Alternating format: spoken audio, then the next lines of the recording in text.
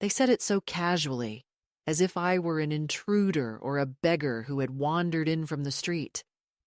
Don't hand her anything. The words came from my own son's mouth, shaped with that dry authority he likes to use in front of people he wants to impress, clipped, and final, the way you would dismiss a stranger. He didn't even look at me when he said it. He looked at the lawyer, as though I were not present, as though I were a shadow cast on the chair and nothing more. The lawyer's pen hesitated in the air for a fraction of a second. His eyes flickered between my son and me, but the silence that followed was heavy and decisive. That was the moment when the ground beneath my feet shifted, when I understood that the man I raised, the boy I once bathed and fed, the child I had walked to school and worried over during fevers, had grown into someone who could publicly deny me even the dignity of acknowledgement. I am 79 years old. My body slower, my bones weaker, but my memory is sharp. And I will not forget the sting of those words in that paneled room with its polished table and the scent of polished leather, where the echo of my husband's absence was already too much to bear. I sat still, my hands folded on my lap, and I reminded myself not to tremble, not to give anyone the satisfaction of seeing my hurt spill out, because they were already ready to say that I was fragile, confused, or prone to dramatics. That is the oldest trick, you know, to turn a woman's pain into proof of her instability. I swallowed, tasted the dryness in my throat, and kept my gaze on the brass key lying on the table, its metal catching the light, small and ordinary, yet suddenly the only solid thing in the room. That key which the lawyer had mentioned would be addressed at the end of the will, the one piece of Derek's life that my son had no knowledge of, no hold on, no control over. My Derek, gone now 3 months, had left me a secret in plain sight, and though I did not yet know what was inside the safe deposit box it opened, I knew instinctively that it would matter, that he had thought of me at the end, that he had given me more than the polite condolences, the hushed voices, and the carefully choreographed pity I had been receiving since the funeral. You see, I was not always this invisible. There was a time when I was central to the household, when no meal was served unless I had cooked it, when no bill was paid unless I had balanced the accounts, when no one left the house without me checking if they had eaten, if their collars were straight, if their shoes were tied. I kept that house afloat with my hands, with my back, with the money I earned in small jobs and the money I saved by patching clothes, by stretching meals, by refusing myself luxuries. Derek used to say that I was the true foundation, the one no one saw because foundations are supposed to be hidden, but without which the house collapses. He meant it as a compliment, but the trouble with foundations is that people forget to thank them, and eventually they forget they exist at all. When Derek was alive, at least he remembered. At least he would hold my hand at the end of the day and tell me that he knew, that he saw, that he had not been blind to my sacrifices. Now he is gone, and the silence in my own house has become unbearable because my son and his wife have turned it into a showroom, a stage where I am an unwanted prop. On the morning of the will reading, I had dressed carefully, in the navy dress Derek always liked. The one he said made me look like I carried the ocean with me. I pinned my hair the way I used to when we went to church. I polished my shoes, though the leather is cracked, and I put on the pearl earrings he gave me for our 25th anniversary. I told myself I would sit quietly, that I would not speak unless spoken to, that I would honor Derek by maintaining dignity even if they tried to rattle me. But I did not expect that my own son would deny me openly, would say to the lawyer and to the 2 witnesses, one of them a cousin who avoided my eyes, that nothing should be handed to me, as if I were not the rightful wife, as if I were already dead, as if I had no claim. That was more than cruelty. It was erasure, and erasure is a kind of murder of the soul. I thought of all the times Derek and I had discussed mortality, quietly, in bed after the lights were out. He always said that he feared not the end itself, but the way our children might behave when we were no longer there to guide them. He had a sharp instinct for people, sharper than mine. I remember him once saying, almost offhand, "Adam is proud, dangerously so. He will one day confuse pride with strength, and pride is brittle. Be careful, Martha, when I am gone, because brittle things cut deepest when they shatter." I had laughed then, dismissing his worry, thinking it was just the somber talk of age. But as I sat in that office, listening to my son's clipped tone, seeing the way he leaned back in his chair as though to distance himself from me, I realized Derek had been right. Pride had turned Adam into a stranger. The lawyer cleared his throat, smoothed the pages of the will, and read the lines Derek had written months before his final illness. I listened, my ears straining for Derek's voice behind the lawyer's monotone. There were the usual bequests, small sums to grandchildren, a watch to a nephew, some tools to a neighbor. My son and his wife were to inherit the house. That was no surprise. Derek had always said he wanted the family to have stability. But then came the final clause, the one Adam had not anticipated, the one that made his jaw tighten. A safe deposit box, in my name alone, key to be delivered directly to me. The lawyer reached for the key on the table, the brass glinting between his fingers, and it was at that moment Adam spoke his poisoned line. "Don't hand her anything." His wife nodded almost imperceptibly, complicit in the performance. I cannot describe to you the cold that settled over me then. It was not the cold of grief, not the cold of fear, but something else, something harder. The cold of recognition, of finally seeing the truth of your child's heart. It is a cold that settles into the marrow and stiffens you, makes you realize that there are betrayals worse than any stranger's insult, because they come from the very blood you carried inside you once. I felt the weight of my 79 years pressing on me, not as weakness, but as history, as proof that I had endured too much to bow my head now. I looked at the lawyer, and I did not say a word. I simply extended my hand, steady and unflinching, until he placed the key into it.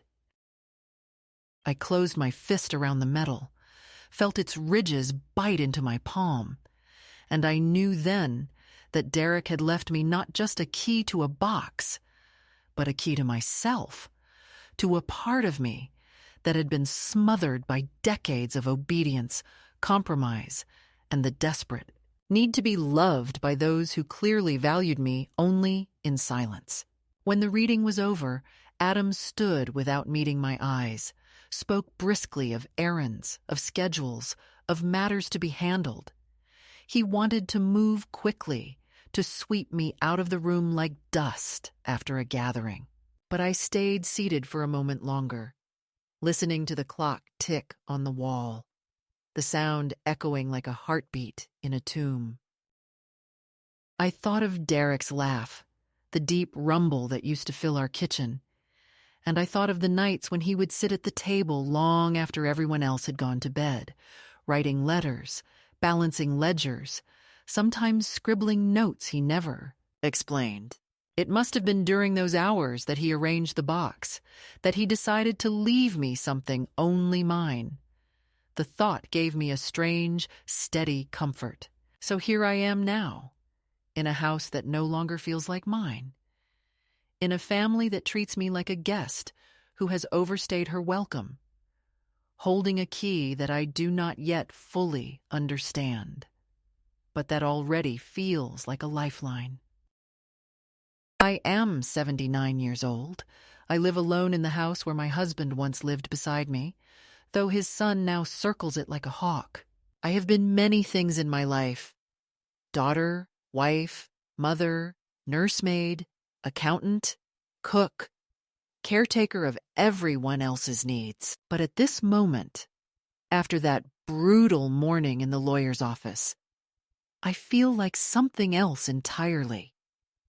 I feel like a woman on the edge of a discovery, a woman holding the first thread that might unravel the fabric of all the lies and erasures, a woman who has been denied everything except the one thing that may, in the end, matter most. And that is where my story truly begins. The moment the lawyer's voice steadied and he read aloud the final clause that Derek had written in his own hand, a hush filled the room that was thicker than silence, the kind of hush that feels like it has weight and temperature, pressing down on your shoulders until you can barely draw breath. He announced that a safe deposit box at the downtown branch of the bank had been left in my name alone, that a key had been entrusted to me, and that no one else was to interfere in the matter. Not my son, not his wife, not any relative, no matter how they might argue or protest. For a second, the words floated in the air like dust caught in a sunbeam, fragile and almost invisible, until Adam snapped them down with a sharp shake of his head, his jaw set in a way I had not seen since he was a sulky boy refusing to apologize after breaking a neighbor's window. He said again, more forcefully this time, "Don't hand her anything," as though volume could erase legality, as though the force of his disdain could override Derek's wishes. But the lawyer, perhaps sensing that something larger was unfolding, something that might later demand testimony or justification, ignored Adam's order and passed the key across the table into my hand. I remember the coolness of the brass against my skin and the faint sound it made when I closed my fingers around it, a sound so small that no one else probably noticed. Yet to me it was louder than my own heartbeat, louder than the clock ticking on, the paneled wall, louder than the shuffle of papers and the scrape of chairs. In that instant, the roles shifted without anyone naming it aloud. Adam thought himself the master of the room, the heir, the authority. But Derek's hand reached across time to place me at the center instead, and though Adam glared and Carla's mouth tightened in that thin line she uses when she wants to look, composed while boiling inside, neither of them could undo it. I glanced at their faces and saw the truth unmasked for a flicker of a second. Not grief, not love, not respect, but panic. Panic that something they had counted on, perhaps already planned for, was slipping beyond their grasp. Panic that Derek had not trusted them fully, that in his final days he had chosen me, the old woman they treated as inconvenient, as diminished, as easily silenced over them with all their ambition and polish. That panic was my first real taste of freedom since his funeral. Because in their fear, I saw my power, small as it might be, returning to me like a bird that had flown too far but knew the way home. The catalyst was not the key itself, but the realization of what it represented. Derek had not left me money outright. That much was clear from the earlier passages of the will, where Adam's name and Carla's were repeated with property, with accounts, with the house itself. No. What Derek had left me was different, subtler, more dangerous. A pocket of autonomy, a secret that only I could open, a container of something that could not be touched without me. He knew Adam's hunger for control. He knew Carla's hunger for appearances.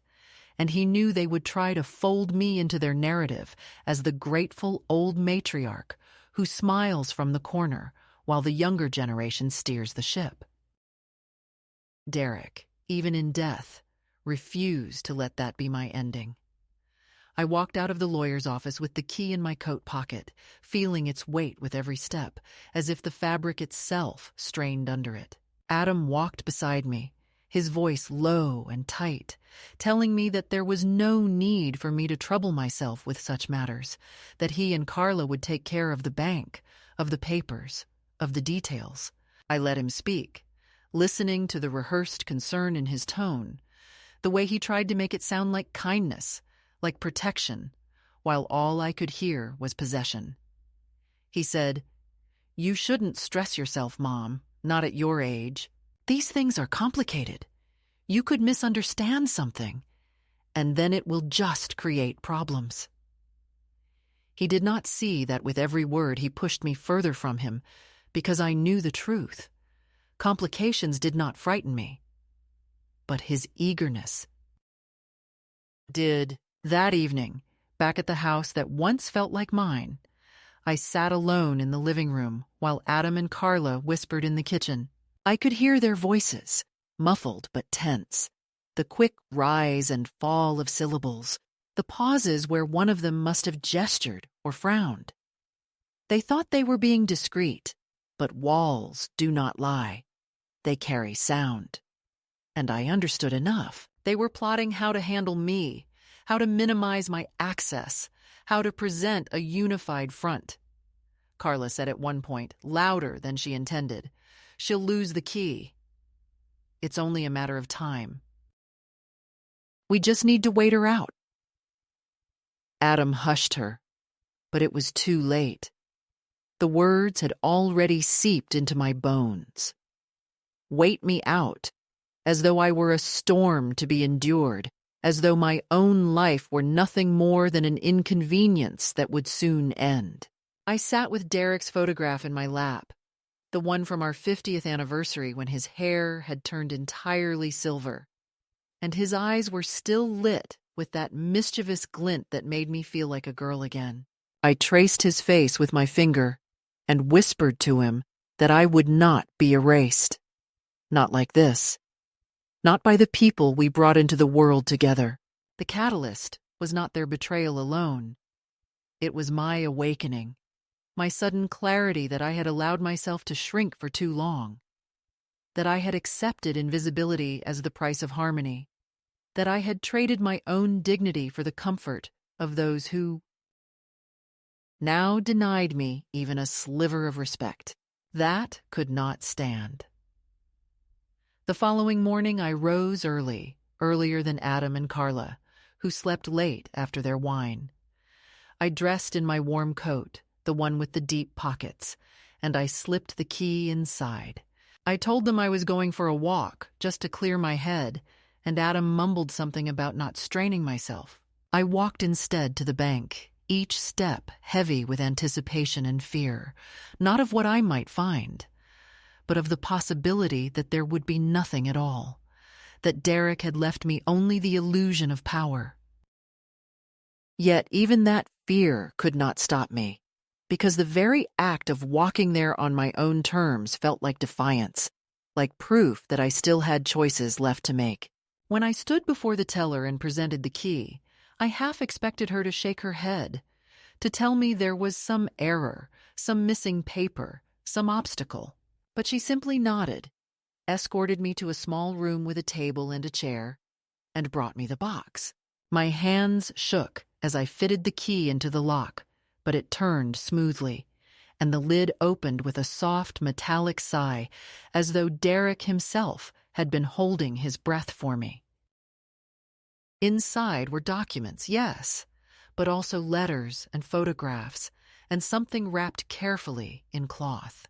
I did not touch them all at once. I simply stared, the relief flooding through me in waves, because whatever was inside, it was mine. It was his final word to me, and it was beyond Adam's reach. That was the true catalyst, the realization that even in the shadow of death, Derek had seen me, remembered me, and given me the means to see myself again. When I walked back from the bank that day, the streets looked different, sharper, more alive, as though I had been sleepwalking for years and only just now woken up. The betrayal of my son was no longer the whole story. It was only the spark. The real story was that I, a woman nearly 8 decades old, had been handed back a piece of myself that I thought had been buried with my husband. And no matter what storm Adam and Carla might try to summon, I would not give it back. When I returned from the bank that morning, carrying the weight of the unopened letters and the still wrapped bundle in my bag, I thought perhaps I could keep my secret safe for a while, that I might slip quietly into a rhythm of solitude, reading Derek's words in the silence of my room, drawing strength from them in private. But secrets do not remain hidden long in a house where distrust already breathes in the walls. Adam sensed something before I had even removed my coat.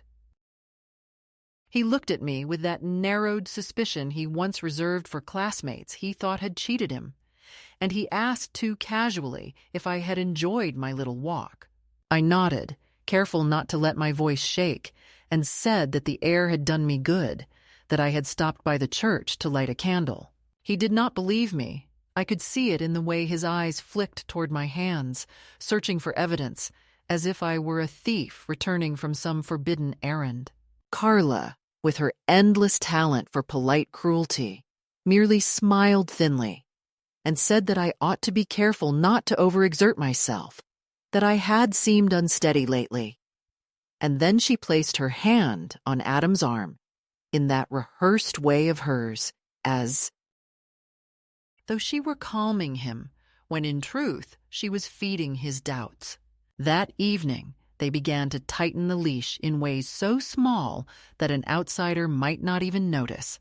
At dinner, Adam served me a smaller portion than everyone else and remarked that at my age, I should be watching my diet, as if he were the authority on my body, as if I had not raised him through lean years when food was scarce and portions were measured carefully only because I chose to eat less so he could eat more. Carla insisted on keeping my medications in a neat little plastic organizer on the kitchen counter, saying she wanted to make sure I didn't forget, though I had never once in my life forgotten my prescriptions. She began moving Derek's things out of sight under the guise of decluttering, telling me that dusty books and worn jackets made the house feel dreary. Every day some trace of him vanished. A pipe, a pair of glasses, an old sweater that still smelled faintly of cedar, and when I asked where she had put them, she would tilt her head and say she wasn't sure. Perhaps Adam had donated them. Bit by bit, Derek's presence was being erased, and with it, my claim to the years we built together. In conversations with neighbors, I noticed subtle shifts, hesitations in their greetings, glances exchanged behind my back. One kind woman asked if I was managing all right on my own, though she knew very well that I lived in the same house as my son. Another remarked on how lucky I was to have Adam and Carla taking such good care of me, her tone just slightly too sweet, the kind of sweetness that covers doubt. I realized then that Adam had begun to plant seeds in the community, whispering about my supposed frailty, about the possibility of confusion, about how difficult it was to manage an aging parent who sometimes lost her way. He wanted to build a case before I even opened my mouth so that any protest of mine could be dismissed as paranoia. It was a clever cruelty, because once people believe a woman is slipping, every word she utters becomes suspect. At night, in the guest room, they insisted I use. Even though half the closets in the master bedroom were still filled with my clothes, I would take out Derek's letters one by one and read them slowly, his handwriting looping across the paper with the steadiness of a man who never rushed his thoughts. Some were love letters written years ago that he must have kept for himself.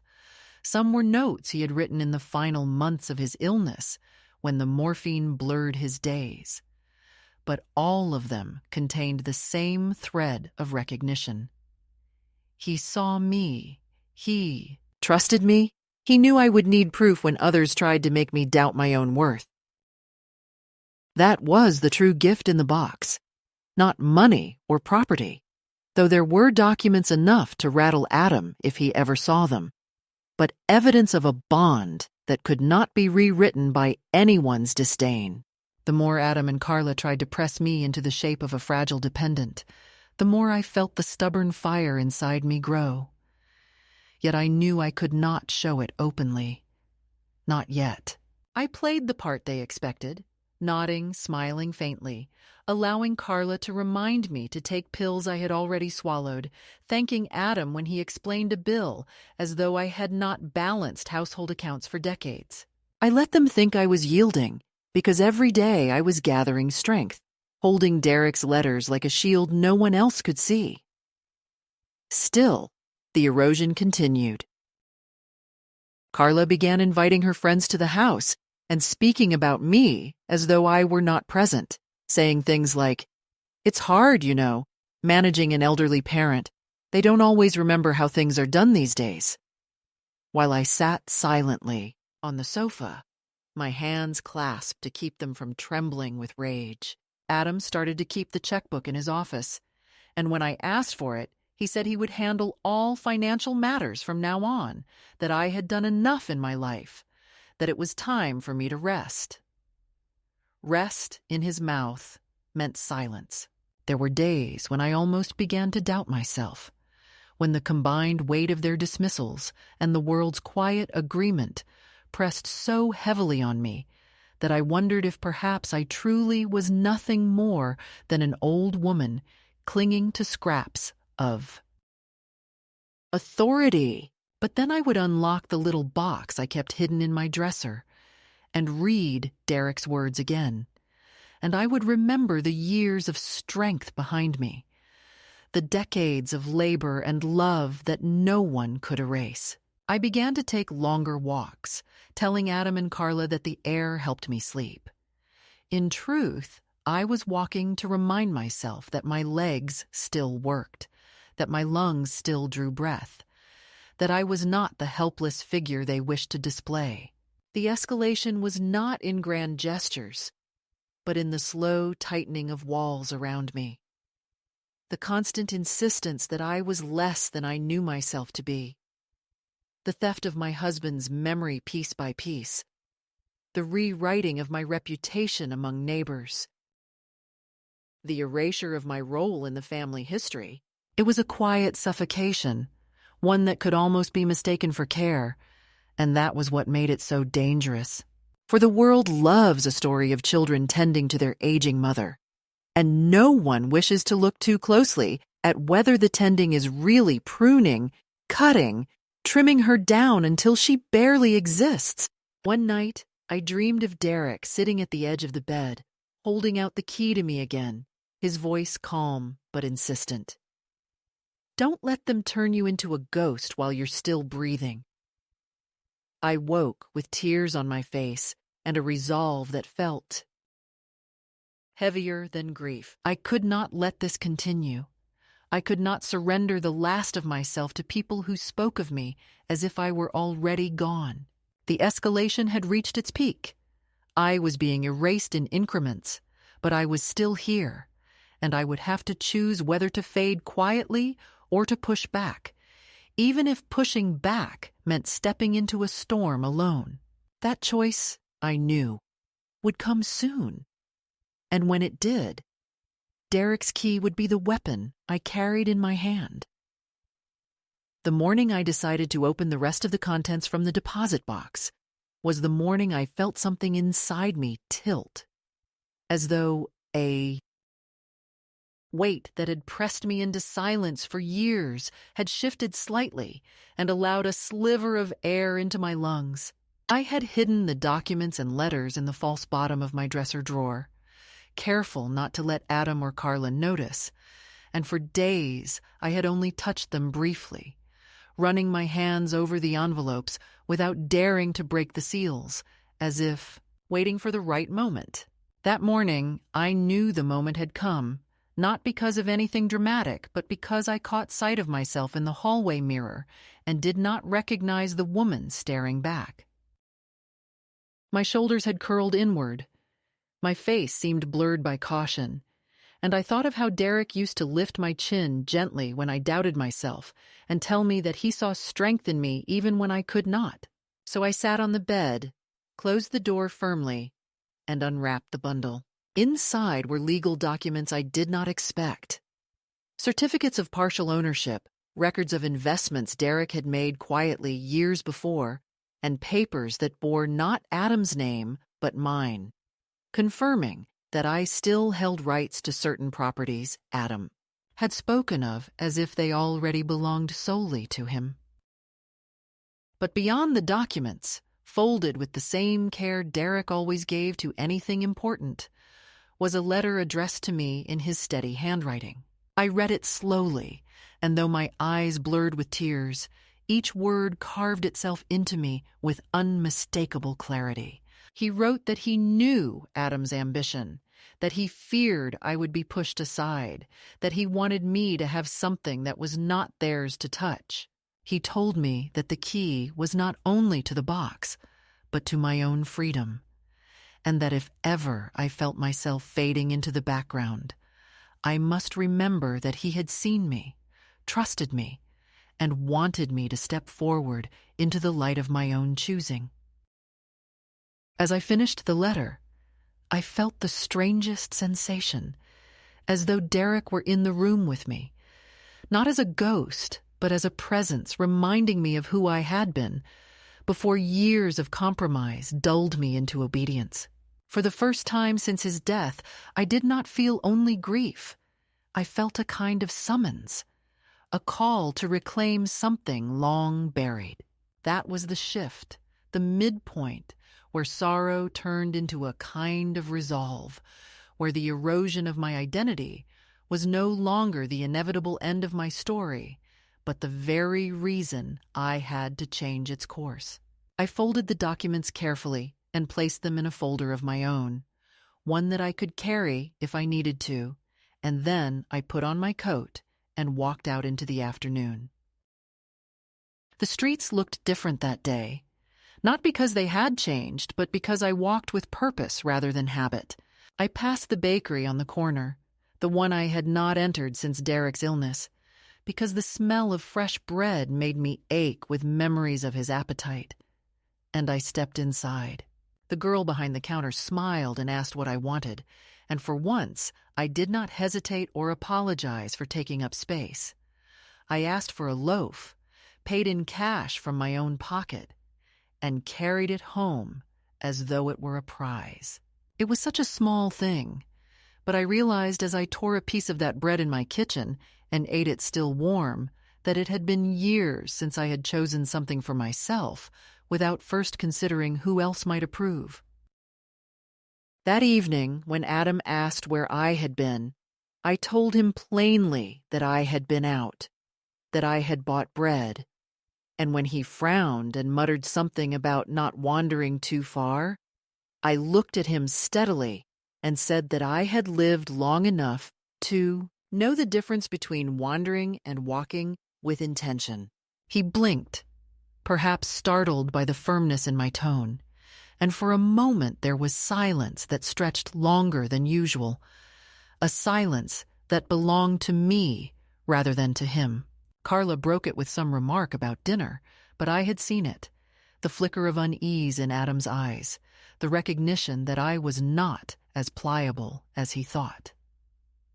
From that day forward, I began to reclaim small rituals of my own. I opened Derek's letters each morning as though they were prayers, not to mourn, but to remind myself of the strength he believed in. I walked farther each afternoon, sometimes to the library, sometimes to the park, always to places that reminded me I was still part of the world. I began writing again in the old notebook I had kept hidden in a drawer, not lists of chores or expenses, but thoughts, reflections, even anger, because anger, too, deserved a voice after years of being swallowed. These were not dramatic rebellions, they were quiet shifts, but they began to form a rhythm that felt like life returning. The turning point was not in a single revelation, but in the gradual realization that invisibility is not forced only from outside. It seeps in when you begin to believe the story others tell about you.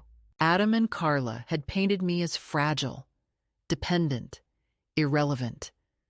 But Derek's key and Derek's words cracked that story open, and through the crack I saw another possibility. That I could choose differently, that I could live on my own terms even in the autumn of my years. It would not be easy, I knew that, for confrontation loomed ahead, and Adam's pride would not allow me to step away quietly. But as I sat by the window one evening with Derek's letter on my lap and the sound of the wind moving through the trees outside, I understood that the shift had already occurred. I was no longer waiting for permission to live. I had already begun. It did not take long for Adam to sense the change in me. For sons, no matter how hardened they become, still know the rhythms of their mothers, and even if they do not admit it, they feel the tremors when something shifts beneath the surface. He noticed that I no longer asked permission before leaving the house, that I no longer sat quietly in the corner during their conversations, but allowed my gaze to linger on them until they faltered mid-sentence. It unsettled him, and he reacted not with questions or attempts to understand, but with control, always with control. The escalation began slowly, in the way storms gather long before the first drop of rain. He suggested that I ought not to carry cash because it could be unsafe for someone my age. Then he offered to keep it for me and give me small amounts when I needed them. I declined politely, but the seed of conflict was planted. Next, Carla began bringing up the idea of a professional caregiver.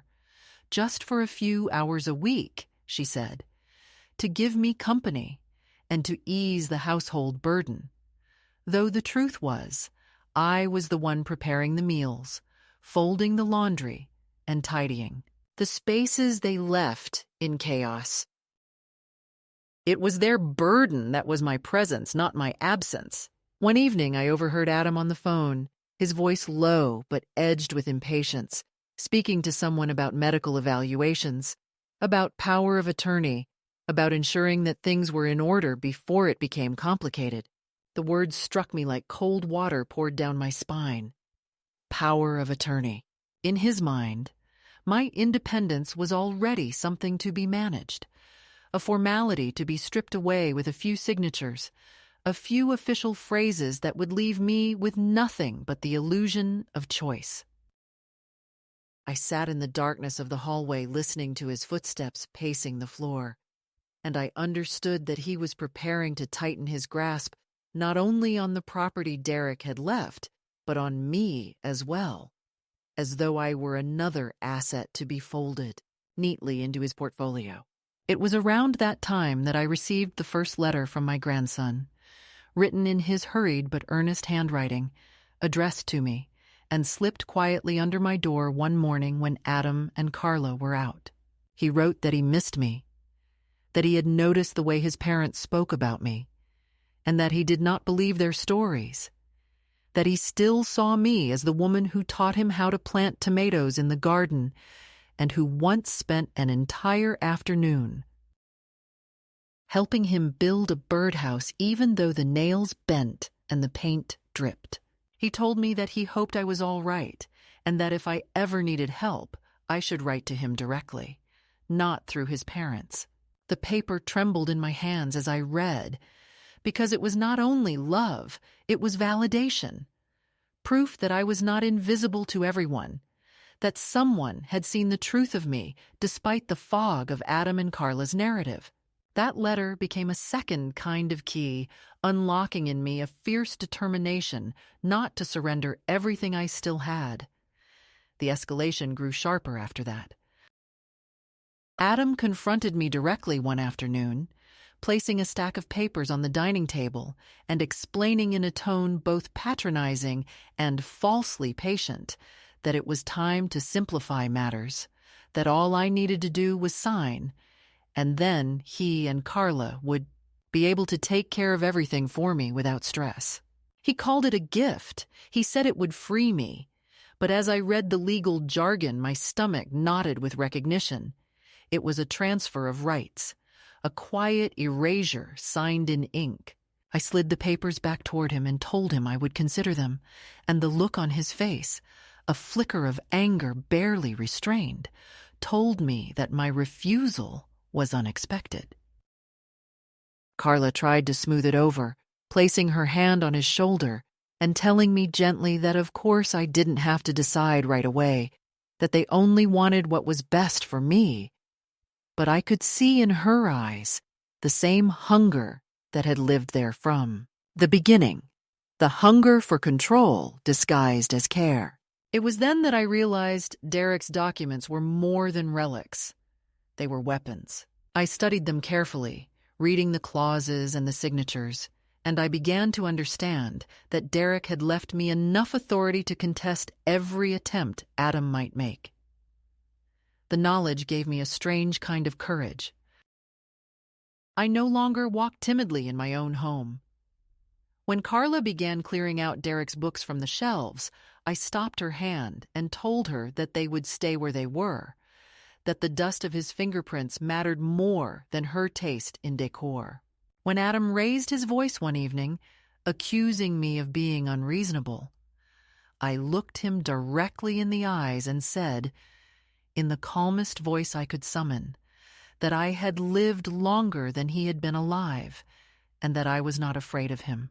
The silence that followed was the kind of silence that cracks glass, but escalation never comes without retaliation. Adam began to involve outsiders, bringing a financial advisor into the house under the pretense of a friendly consultation. The man, polite and suited, addressed me as though I were already incapable of following numbers, simplifying every word into a childlike tone. He spoke of consolidation, of efficiency, of safety. I listened quietly, let him finish, and then I placed Derek's documents on the table with deliberate care, pointing to my name printed in full as owner, as beneficiary, as the one who could not be written out with a stroke of Adam's pen. The advisor shifted uncomfortably, glanced at Adam, and within minutes the meeting ended. Adam did not speak to me for 2 days after that, his silence thick with resentment. And then came the day when the past returned, not as comfort, but as pressure. Carla's face appeared at the doorway of the small cafe I had begun to visit on my walks, a place where I felt briefly like a woman among strangers rather than a relic among kin. She did not enter at first. She stood outside scanning the menu with a fixed smile, and I knew she had followed me, perhaps even instructed Adam of my whereabouts. When she finally came in, she asked if we could speak privately, her voice low, her eyes calculating. She told me that Adam was worried about me, that my behavior was erratic, that I was hiding things. She urged me to trust them, to hand over the documents I had found, to let them manage the complexity. I listened, sipping my coffee slowly, and when she was done, I told her that if Derek had trusted me with those papers, then no power on earth would convince me to hand them to anyone else. She stiffened, adjusted her coat, and left without finishing her cup. It was after that encounter that Adam's anger reached its peak. One evening, he shouted that I was ungrateful, that after all he had done for me, I repaid him with suspicion and resistance, that I was tearing the family apart. His words struck like blows, but I stood my ground. I told him that families are not torn apart by truth. They are torn apart by lies, and that I would no longer participate in the comfortable lie that I was helpless, and he was noble. He slammed the door and left, and I sat in the quiet, my hands shaking, but my resolve steadier than it had ever been. The second escalation was not only theirs, it was mine as well. For each step they took to diminish me, I took one to reclaim myself. For every whisper they spread about my supposed confusion, I spoke more clearly in public, to neighbors, to shopkeepers, to anyone who might notice that my words were firm. For every attempt to erase Derek's memory from the house, I placed one of his belongings in plain sight and dared them to remove it. And for every piece of paper they tried to slip in front of me, I produced Derek's letters and reminded myself that he had seen this coming and armed me against it. The storm had fully arrived, no longer gathering at the horizon, but crashing in the rooms of my daily life. I was tested, pressed, cornered. But with each confrontation, I discovered that I was not brittle, that the years of silence had not broken me, only stored my strength for this moment. And though Adam did not yet understand it, though Carla still believed she could outmaneuver me, the truth was already tilting. I was not their dependent. I was the woman Derek had trusted, and the escalation that they thought would crush me was in fact forging me into someone they could no longer control. The day of reckoning arrived not with thunder or shouts, but with the quiet click of a door closing behind me as I stepped into the lawyer's office once more. This time, not as the grieving widow sitting silently at the edge of the table, but as a woman who had gathered her proof, her resolve, and her courage into a single, unshakable bundle. Adam had called the meeting, insisting that matters needed to be finalized, that there could be no more delays, that my hesitation was creating confusion. He expected me to shuffle in behind him, to nod and sign where he pointed, to let him steer the narrative. But I walked ahead of him that morning, holding Derek's folder in my hand, and when the lawyer looked up in surprise, it was I who placed the papers on his desk, I who said firmly that today we would be addressing the rights Derek had entrusted to me. Adam's face tightened with the familiar mask of control, his voice calm but lined with steel as he explained to the lawyer that I was confused, that I had been wandering, that I was clinging to things I did not understand. Carla sat beside him with her polished composure, nodding at the right moments, reinforcing his story without speaking much herself. Her silence a weapon sharper than words. But I had come prepared. I opened the folder and laid out Derek's documents, one by one, with my name in ink, with signatures notarized, with dates that stretched back years. The lawyer adjusted his glasses, leaned forward, and began to read carefully, his brow furrowing not with doubt toward me, but with recognition of their validity. The silence in the room was heavy, broken only by the sound of papers shifting beneath my hand. Adam tried to interrupt, raising his voice, but I did not flinch. I turned to him and said with a steadiness I had never used on him before, "You will not erase me from my own life. Derek trusted me, and I will honor that trust. I am not confused. I am not weak. I am your mother, and I know exactly what I am doing." The words seemed to freeze him in place, as though he had expected every possibility, but not the simple clarity of my refusal.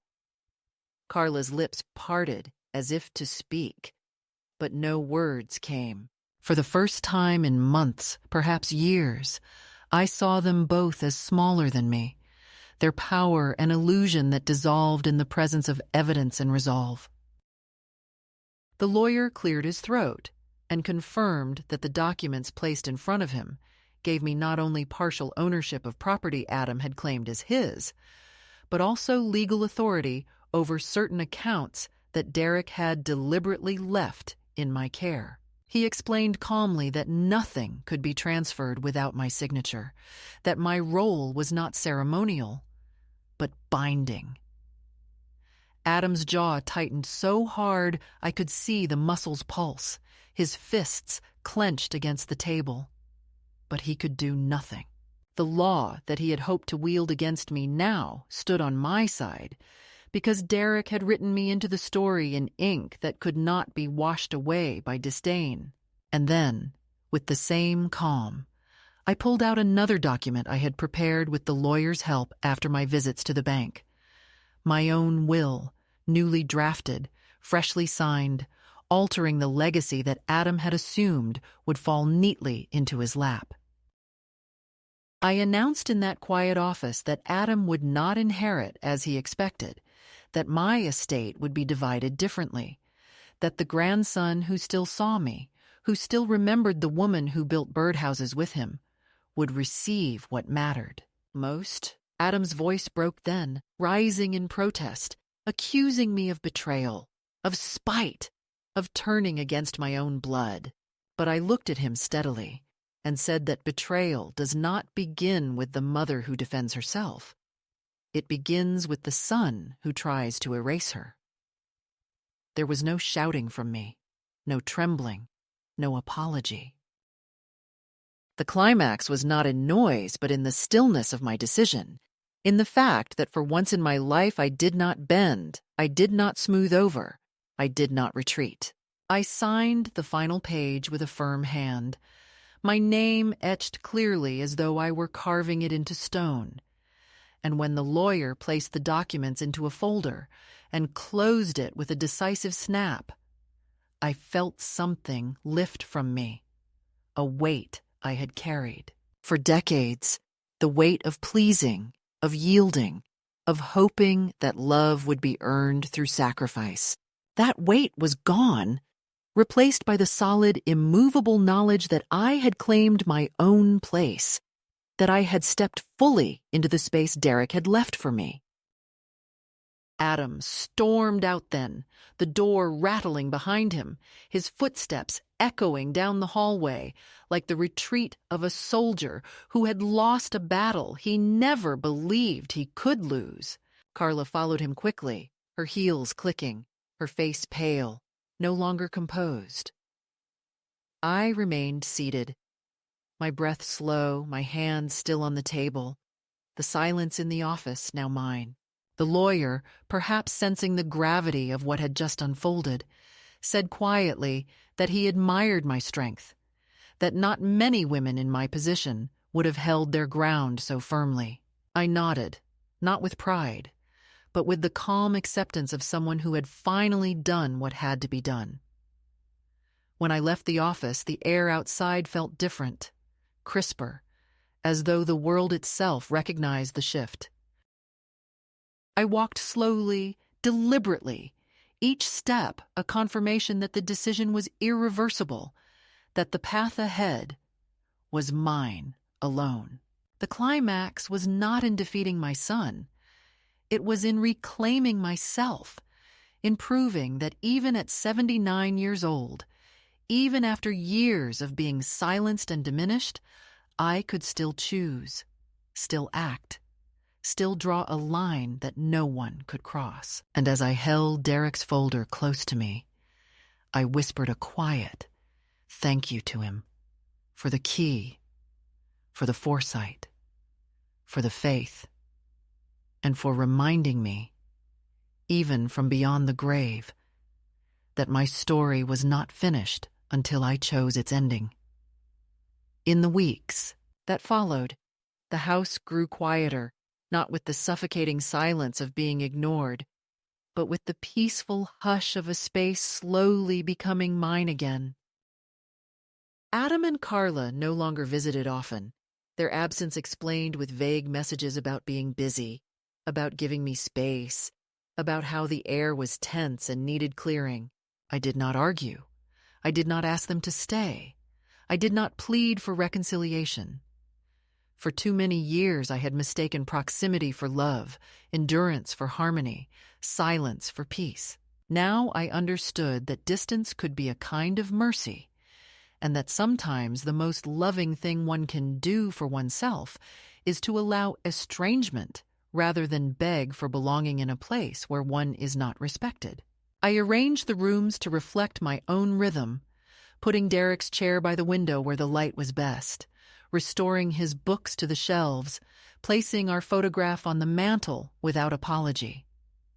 The house breathed again, and so did I. I moved with deliberate slowness through my days, savoring the rituals that were once invisible under the weight of other people's demands. I brewed coffee in the morning and sat by the window to watch the sunrise, the steam curling into the cold air as I wrote in my notebook. I walked to the park with a steady pace, not hurried, not cautious, but free. And sometimes I stopped to watch children play and remembered when Adam was that small, before pride turned him into a man I could no longer reach.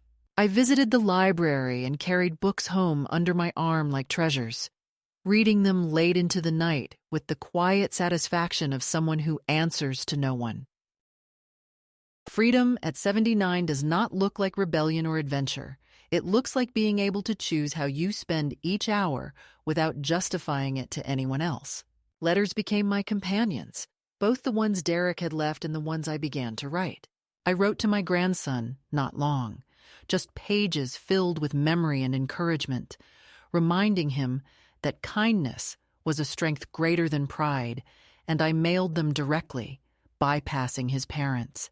His replies came folded in simple envelopes, filled with warmth, filled with questions about my life, about Derek's stories, about our family history. It was not reconciliation with Adam. It was something different. The knowledge that one branch of the tree still reached toward me, that I would not vanish from memory when I was gone. Those exchanges became the threads of a new legacy, not measured in money or property, but in words carried forward. I also wrote a final letter, one not yet sent, addressed to a woman I knew from church who had confided in me her own struggles with children, who dismissed her, who rolled their eyes when she spoke, who spoke over her as though she were a background noise. I told her in that letter that invisibility is the cruelest violence because it convinces us we do not exist, and I told her about Derek's key, not as an object, but as a symbol, proof that sometimes the smallest thing held in your palm can remind you of the immensity of your worth. I told her that she must find her own key, whatever form it takes, and that once she finds it, she must never let it go. Perhaps I will give her that letter one day, or perhaps it will be found among my papers after I am gone, but I wanted the words to exist, to travel beyond me. There is no triumph in this ending, no parade, no applause, only a steady calm that feels stronger than any victory. I did not win against my son, because this was never a battle to win or lose. I reclaimed myself from the slow erasure he tried to write over me. I did not heal the wound between us, but I closed the wound within myself that had bled silently for too long. That is enough. That is more than enough. Sometimes at night, when the house is still and the only sound is the ticking of the clock, I hold the brass key again, its edges worn now from the many times I have turned it over in my hands. I think of Derek, of his foresight, of his love that reached past death to remind me that I am not a shadow but a life still burning. I whisper to him that I am all right, that I found the strength he trusted me to find, that I am no longer afraid. And then I place the key back on the small table by my bed, beside the lamp and the notebook, and I turn off the light. The lock it once opened no longer matters, for the true lock was always inside me, and the true opening was the moment I refused to be erased. That is my peace. That is my ending. And if another woman one day finds herself told to sit quietly, to hand over her life, to let others decide for her, then perhaps she will remember my words and hold on to her own key. We are not parasites, we are not burdens, we are not invisible. We are the foundation, and the foundation still stands.